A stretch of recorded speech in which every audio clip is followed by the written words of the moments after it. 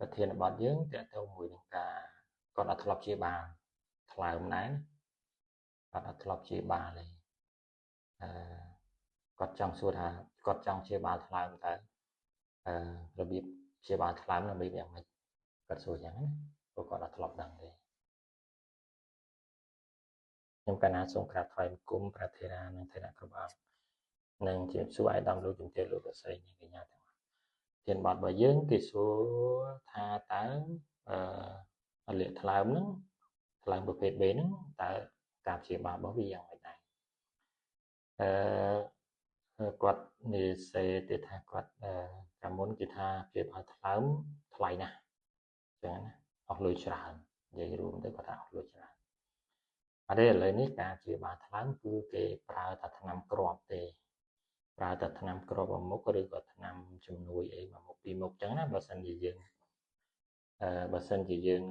គ្រាន់តែមានមេរោគថ្លើមយើងមាន function មានអីធម្មតាអីទាំងអស់គ្រាន់តែ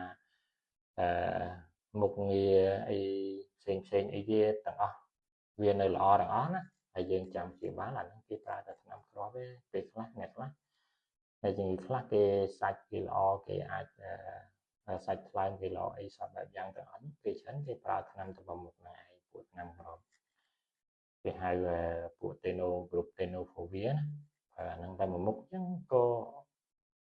អត់មានបញ្ហាដែរដោយសារឥឡូវហ្នឹងគេមានថ្នាំរបស់គេតែពីរមុខទេតាក់ទងមួយថ្នាំគ្រាប់ទេថ្នាំហ្នឹងមិនជាថ្លៃប៉ុន្មាន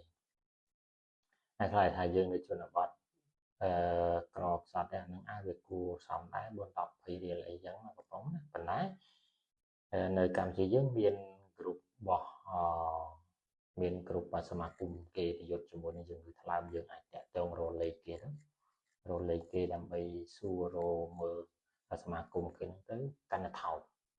ព្រោះយើងព្យាបាលដំបូងហ្នឹងគេត្រូវមើលមុខងារថ្លើមគេត្រូវមើលគេត្រូវរាប់មេរោគគេត្រូវមើលអេកូថ្លើមគេត្រូវមើល fibroscan ថ្លើមសាច់ថ្លើមទាំងអស់ហ្នឹងហើយតម្លៃវាថោកទេបើយើងចំណាយលុយតែដំបូងធំច្រើនបន្តិចប៉ុន្តែក្រោយមកអត់ទេយើងប្រើថ្នាំតាមួយកំប៉ុងមួយខែមួយកំប៉ុងហ្នឹងមួយថ្ងៃលេបមួយគ្រាប់មួយកំប៉ុងវិញ30គ្រាប់ចំណាយតាបើយើងនៅសមាគមថ្លើមគេហ្នឹងអស់តែ$7ទេ20000ជាងតិច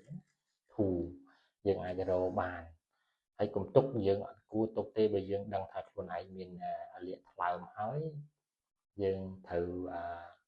ទៅជួបគ្រូពេទ្យតាក់ទងជំនាញខាងហ្នឹងណាឲ្យគេជួយយើងទៅពោះតម្លៃថោកទេឡើយ